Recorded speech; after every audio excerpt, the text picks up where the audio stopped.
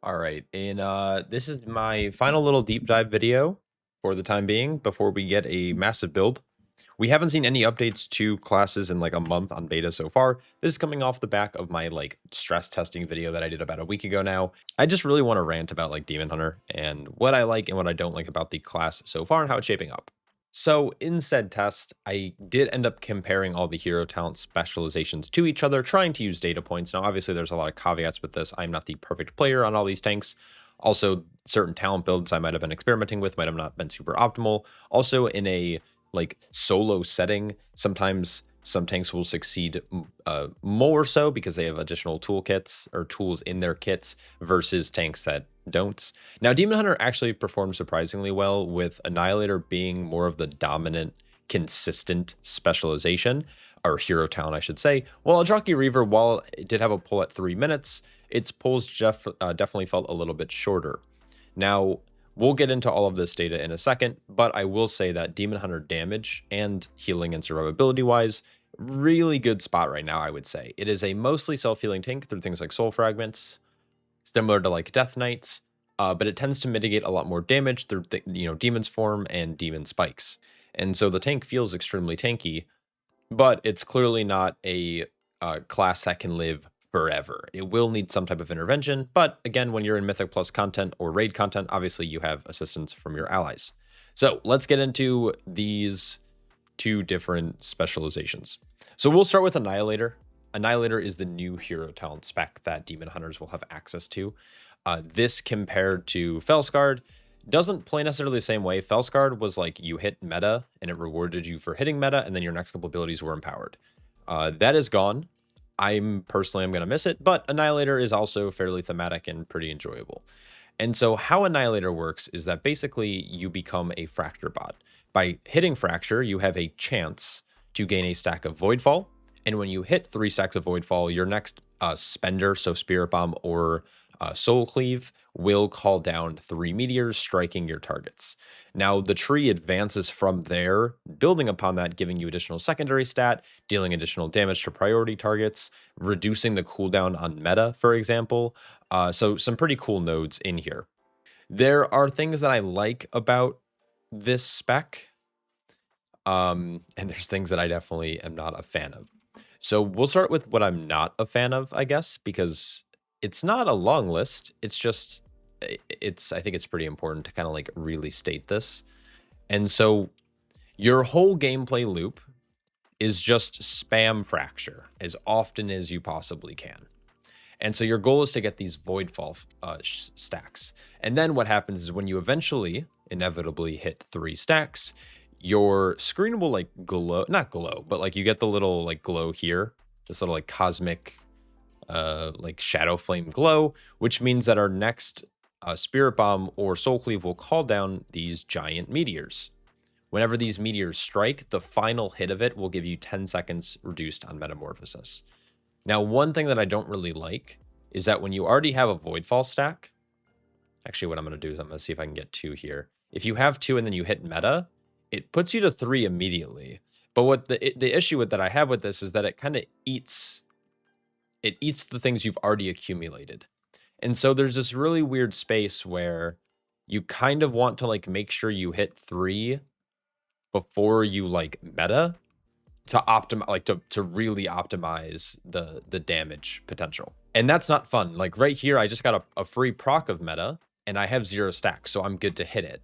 But if there's a world where you have 2, you're like hoping your next few fractures will get you to that 3rd stack before you waste the free proc of meta.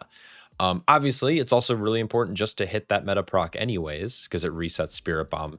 It just feels like a little, I don't want to say counterintuitive, but there's like a little bit of friction there, where your whole gameplay is based around these stacks that you can only accumulate by hitting Fracture, which has actually an increased cooldown from its previous iterations and past expansions, yet you're expected to kind of like pay attention to those stacks to maximize damage output.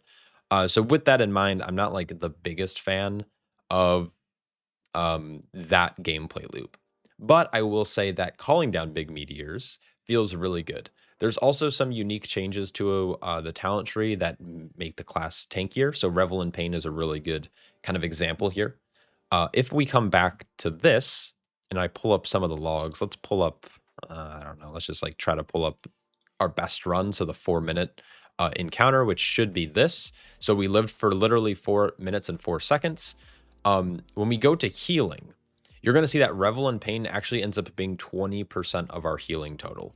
And so whenever we do commit Fiery Brand and we end up calling down meteors, we're getting healed for 2% of all fire damage. Now this does counts from our Voidfall stacks because it does shadow flame damage. So it's shadow damage and it's fire damage, and Revel in Pain is counting. Now, is there a world where this is a bug and it's meant to only be strictly fire damage? So basically Immo, Aura, Sigil of Flame, etc. Maybe. But as of right now, Revel in Pain means that your Annihilator is just giving you a passive flat shield that caps at 77k, but more often than not, you're going to be kind of like, you're never really going to like truly cap out the shield. It's going to build up and then get consumed throughout combat. Now, I am, you might have noticed, and you might already be down in the comment sections angrily typing, but this is not the talent build I was playing with. I was just like messing around with some other talents. So Soul Barrier is a really interesting option now. So Spirit Bomb now shields you for 115k, plus an additional 23k for each Soul Fragment consumed, which is up to 6, which feels actually pretty good. The Annihilator gameplay is not focused around Soul Fragment spending and consuming compared to Aldrachi, and so taking some nodes like Soul Barrier actually kind of is interesting. Other talents like Soulmonger are also great to provide additional absorbs to you. So if you are someone who's concerned with tanking on a DH because of the way that it just like mitigates damage, or maybe you're not familiar with it, these kind of talents, Revel in Pain, Soul Barrier, and Soulmonger, are really good additions to create like these overshields on you to prevent additional damage being taken, or it arbitrarily increases your maximum health. One small annoying thing about all of these absorbs, though, is they're based on your max health, and your max health changes when you go into meta. So if you go into meta and then you build the absorb beyond meta, and then you fall out of meta, it kind of collapses on itself. It's also like a small friction point, but like that's honestly, it doesn't really matter.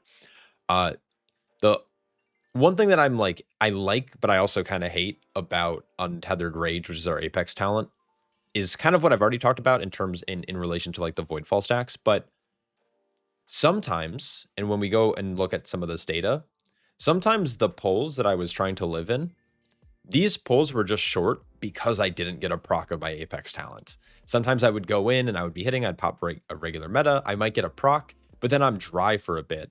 And because of like this RNG aspect, I just don't have meta, so I don't get the heal. I'm not tankier, and then I just kind of fell over.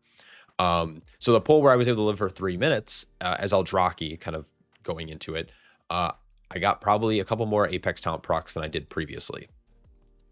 Now, Annihilator is generally tankier around the board, but some of my shorter pulls, like 228 compared to 404, that probably came down to meta procs. Now, when we look at Annihilator, these meta procs are really important because every time we go into meta, it resets Spirit Bomb and it gives us 3 stacks of Voidfall, meaning that we're getting additional cooldown reduction with the Apex talent. So you pop meta, and then you get a proc of the meta, and so you Spirit Bomb, then use your proc, and then Spirit Bomb again, and now you're getting 20 seconds off of your cooldown instead of just the OG 10 you would regularly get. And so there's pulls where your meta is a minute 10 cooldown. There's times where it's a minute 30 because you just don't get procs. It's a little RNG. I don't know if they can sure this up consistent, like a little, make it more consistent, but Annihilator has that kind of problem going for it. But for the most part, it's a very fun tank to play. If you're someone who likes DH, similar to Brewmaster, it's like you like the tank, but it was always a little too complex for you. I think they've simplified it down enough where it's more accessible to most players. A lot of the frailty stuff as well was significantly nerfed, or I guess like homogenized. It was like, it's like been made like this kind of like more baseline static thing, where instead of it all being based on how many souls you've recently consumed, it's now just when you consume a soul fragment, you take 6% less damage. It doesn't matter how many soul fragments you consume. It's just as soon as you consume one, you have an 8-second buff that, so it's essentially like a 6% flat DR. Same thing with like vulnerability with the damage increase there, frailty being doubled, Void Reaver. Void Reaver is weird right now because Void Reaver actually, I think there's a bug where it's not doubling the effects. And so it's actually worse than something like Calcified Spikes, because you would think it's an 8% DR if you're playing Soul Crush, except that's not currently how it's interacting. I'm trying to like think of some other stuff with Annihilator that kind of like annoys me, but What's nice about Annihilator, though, is if you don't like the sigil gameplay, it's not really required. At least the build that I've been playing isn't playing Sigil of Spite because of the potency of Revel in Pain. And because you're not really doing as much physical damage, Tempered Steel also doesn't really make too much sense to play through. And so when you're like playing Mythic Plus, at least, this build that I have like on screen right now has felt pretty good. If you don't need Last Resort, you can always play Darkglare Boon. But what this has become is like, you don't really care to hit Fell Devastation, and you don't really care about your sigils, and you're not playing Spite. And so what it ends up being is like in combat, you're just doing like Fracture, Soul Cleave, Fracture, and then like make sure Immo is up, Soul Cleave, Fellblade, Soul Cleave, because your Soul Frag generation's higher, but because you're fracturing less, you kind of need to Fellblade in your rotation to like get some Fury, which is fine, like it's whatever. But this ends up now being like kind of a 2-button rotation, which is like not super great. So yeah, anyways, I've done Annihilator into like plus 16s, 15, 16, 17 keys on beta right now. It's pretty tanky. I'm kind of bad at it, so I'm not gonna like pretend like I know exactly how well it is, how well it's performing. When we look at a site like Archon is aggregating data from Mythic Plus right now on beta. I think I said beta like 6 times in that sentence. But if we take a look at tanks, you're actually going to see that Vengeance is like doing pretty well, and it has timed actually the highest key being 21, where every other tank is like 20s or 19s. Their damage is a little bit higher than Brew, but it's equal to Brew. Paladin is obviously outshining it, and Prot Warrior's a little down bad. I think Blood and Guardian need obviously like big assistance. But if we look at even damage from both their hero talent specs, both of their hero talent specializations are in the top 4. So this is a really good sign. So speaking of that, let's talk about Aldrachi Reaver. Let me apply these and then we'll swap. So Aldrachi Reaver, on the other hand, is essentially, it's just playing how it's always played. If you played it on live, nothing really changed. There have been some nicer quality of life updates about the specialization, the hero talent, that has made it a little bit more enticing. So previously, you would... previously on... Sorry, that was dumb. Sigil of Spite is now what procs your Reaver of the Art of the Glaive. It is no longer procking from the Hunt, which is a 1.5 minute cooldown. When you play talents like Cycle of Binding, which reduces your sigils, it takes Sigil of Spite from a 60-second CD down to a 51-second CD. And so you are now all of a sudden getting your Reaver's Glaives so much more often. So it ties it a little bit more into the rotation, and also having increased soul fragment generation means that we're just going to be able to consume and get to those 20 stacks quite often. Now, the gameplay loop for this is kind of still the same. So you get your Art of the Glaive, you'll send it. You always want to Fracture first, in most cases, and then you want to Soul Cleave to get your extra slashes from Fury of the Aldrachi. Then you get Thrill of the Fight, which makes your next Reaver Glaive do some more damage. So I think it's also still giving you like the old Reavers, or the old Art of the Glaives still. I don't know what I'm doing. Okay, let me hold on. Let me get this to proc again. Yeah. Okay, we're Gucci. Okay, I think I'm able to replicate this bug. So this is the bug that I wanted to talk about. I just wanted to make sure that I'm talking about the right thing.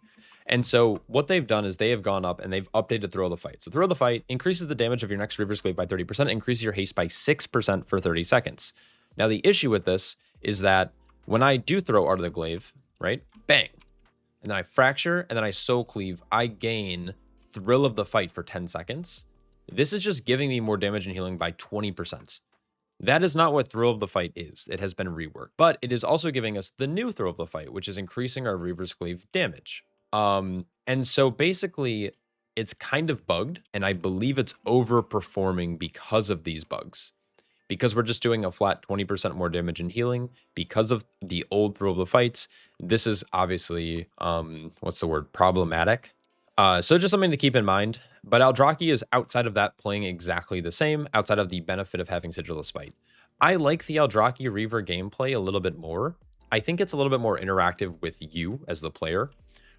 You have to think about your soul fragment generation. You want to make sure you're using the right things on cooldown, making sure you're hitting fracture and then soul cleave in like the correct order to maximize damage in either single target or AoE, or if you want more priority damage. There's like a little bit of decision making to be made there. It's also less reliant on meta, and it's more just like how you execute your actual like your rotation, which you actually have like a more interesting damage rotation versus something like Annihilator, which is like spam fracture and then soul cleave whenever you can, where this just feels like you're more engaged in the rotation, I should say, right? And so you might, you know, fell blade in. You'll obviously like drop your sigil early. You'll get you'll throw your little glaive, and then you'll do fracture into soul cleave. And then the rest of your gameplay is like making sure you're maintaining this, but it feels a little bit more involved because you want to maximize your ability to actually generate fragments. So this does feel more involved. Obviously, there's this major bug with the old thrill of the fight still being in place. But outside of that, I think this is feeling a wee bit better. I think that's pretty much all I wanted to talk about with Demon Hunter. I think it's playing really well. The benefit of playing something like Aldrachi, I actually don't have the logs. I forgot to log these attempts.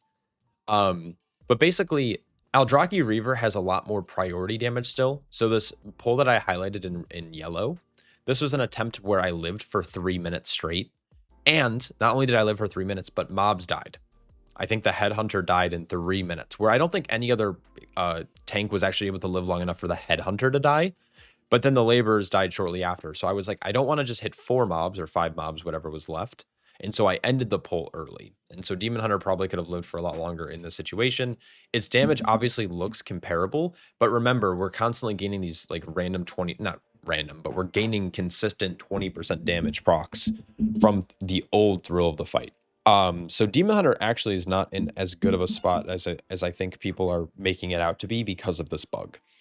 So I expect this to change in probably a very near future build, but I wanted to just kind of talk about it and express my opinion.